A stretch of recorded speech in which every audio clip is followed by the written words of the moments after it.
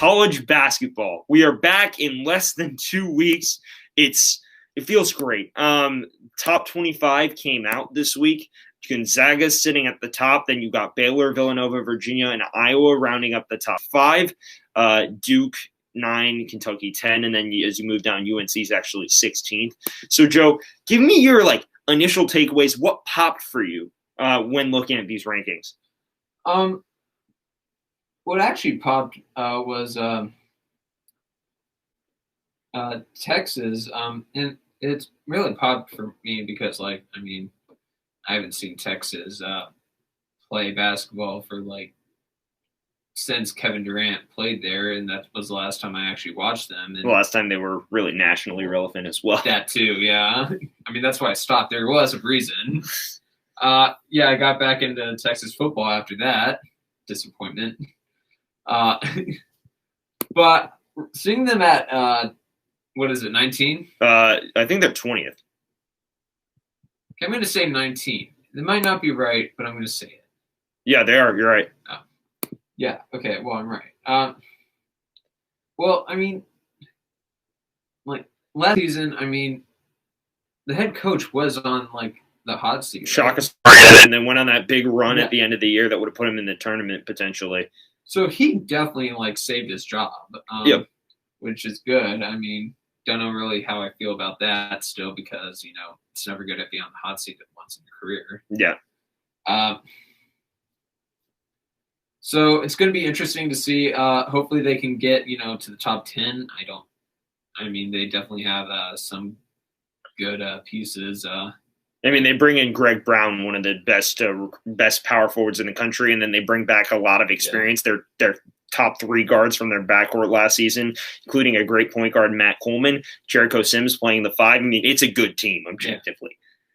Yeah. I guess the good thing about it is I don't know if you knew this, Sam, but I do. 10 years ago, Smart led VCU to the Final Four. To the Final Four. Yep, as an 11 seed. Yeah, pretty insane. He's a good coach. He's just had his problems at Texas, and the fact that he's relied so much on one-and-done guys actually might have detracted a bit because he's been unable to establish chemistry until later in this year. But who knows how good that Texas team would have been? They were really rounding into shape. So we'll just have to see on that one. Joe, for me, the big thing that stuck out is UNC at 16. UNC last season, obviously terrible. Cole Anthony turned out not to be the savior everyone expected him to be. Oh, big surprise. Anyway, but their roster looks a lot better this year. They bring back everyone from that team except Cole Anthony. Smith, Johnson, Muller. Yeah, and also, they bring in Caleb Love, who's one of the better point guards in the country. Yeah. Armando Bacot's back, and then they bring in, I think their front court was already stacked with Garrison Brooks coming back, but then they bring in 2 big recruits in Walker Kessler and Day'Ron Sharp, who are top 50 ESPN 100 guys. I think this UNC team could actually be a lot better than their 16 ranking. This team has really high ceiling and could crack into the top 10 by the 3rd week at a minimum.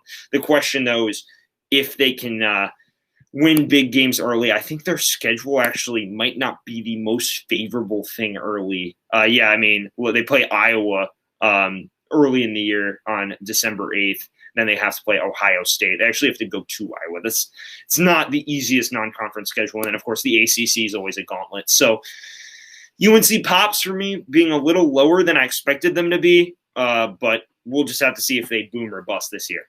I would also like to point out this is the first time in my life I've ever seen Houston make the preseason top 25.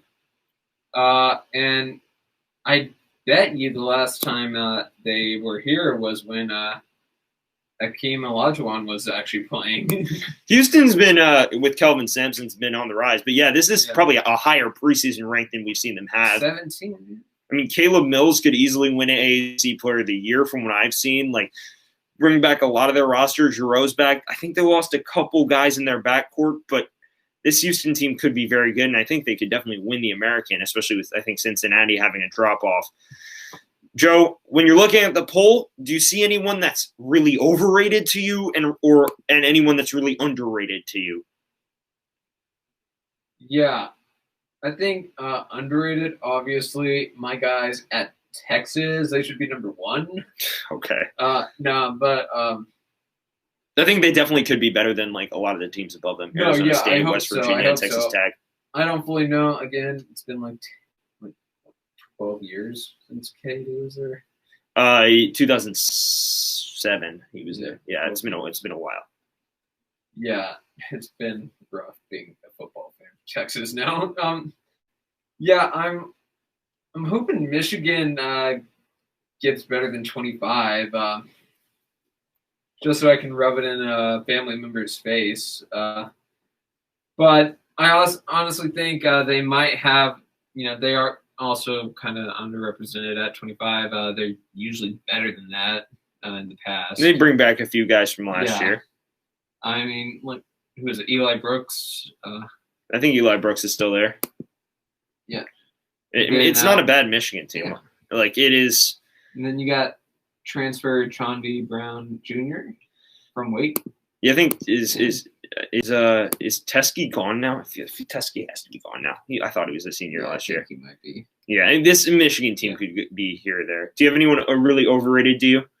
Not fully. I mean, I feel like Baylor might be better than Gonzaga. I also just am biased because I love Baylor basketball. Yeah, especially lately. Oh yeah.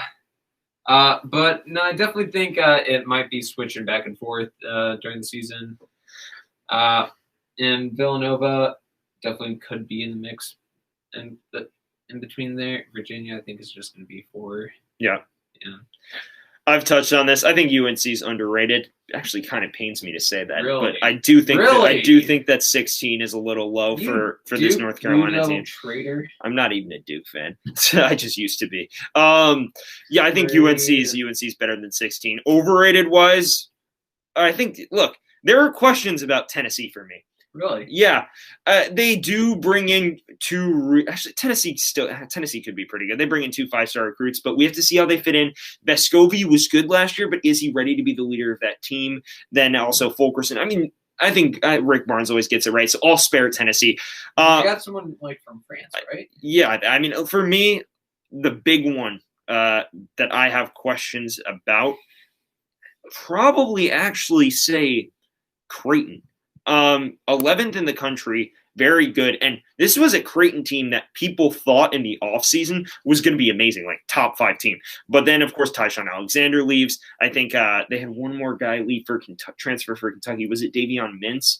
Yeah, it might have been Davion Mintz who also left. So this team, now Creighton, in a bit of an interesting situation. Zagorowski's back, who wound up being one of the top scorers on the team, but they have to factor in a bunch of these bench guards who were more role players, and their front court is light. I think Creighton at 11 is a little high. I think that UNC team's better than that Creighton team right now. So we'll have to maybe Creighton winds up being a good basketball team, but with the loss of 2 of their best 3 guards in the backcourt, I think that really hurts them, especially when you already have a light front court. Well, they also bring in 2 pretty highly touted international players, right? Yeah. That guy from Georgia, Republic of Georgia, and Lithuania? Yeah, and I mean, Epperson fits in well as well. He could come off the bench. My question, though, is just how everyone fits in. I mean, with international players, sometimes it takes them a year to adjust to the game, and not as much anymore, especially with teams like Davidson doing this really well. But like Gonzaga filtering guys through the program. But at least at Power 5 programs, sometimes they take a minute. For me, it's just the issue of 2 of your best 3 guards are gone, and then you're bringing in your role players from last year to play. You have questions about who's going to start in the front court, what kind of lineup you're going to work with. In a Big East that has a Villanova team, I don't know if Creighton's going to be able to compete with Villanova, especially with how good Villanova looks this year. Oh, wait. Never mind. They don't have those 2. Yeah, I didn't. Players. I was looking at it, and I didn't think that was the case. Yeah, no, they both got ACL injuries. Oh, they both did? That's painful. Back-to-back weeks. Okay, well, that's painful. That's bad. Yeah, so, I mean, Creighton. We'll go with that. Yeah. For me, that's what I'll say. So, transitioning now, Do you have a team in this top 25 that could surge up the rankings like Baylor did? Baylor, of course, I think might have actually started the year ranked and then just blew their way up to number one. I think they only finished the year with 2 or 3 losses. A great team. So do you have who's your Baylor for this year, Joe? I'm going to say, well, I obviously think Michigan might get up to like not as high as Baylor did, obviously, but they might get into the between 10 and 20. Okay. Someone that would skyrocket. It's hard because you can't really like tell which team it could be. The best team that I think is unranked, that's how I'm going to go off this question, is probably Richmond, honestly. Yeah, losing Sherrod hurts, though. Yeah. But, even you said it, Sherrod wasn't their key piece. So. It's Jacob Gilliard. Yeah. That's a fact. They're going to have to win games with their defense. Yeah. That won't be a problem, though. Sherrod wasn't the main key piece on the defense.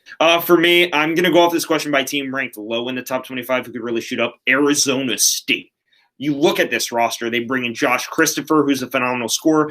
They bring back a couple guys who really lit it up last season, Alonzo Verge, Remy Martin. Martin's a good passer. And then the bigs are the main question, but Marcus Bagley, Marvin Bagley's brother, has actually been talked about a lot. I think Arizona State, if all goes right, could really go up the rankings. My concern when I make this pick is the history of Arizona State teams starting the season ridiculously well and then kind of floundering as it goes on. So I'll say Arizona State, but my concern about their youth and the history of starting really well and then kind of fading provides me with some caveats. If we want to go a team with senior leadership, I think that you can't go wrong with an LSU. They were the team that received the most votes that didn't get ranked. They bring back Darius Days. They bring back a few other players as well. I'm just looking at the roster right now. Yeah, Trendon Watford's back as well. So their front court set, Javonte Smart, great passer, and then a couple decent recruits as well. So maybe you see a team like LSU shoot up the rankings and compete for an SEC title.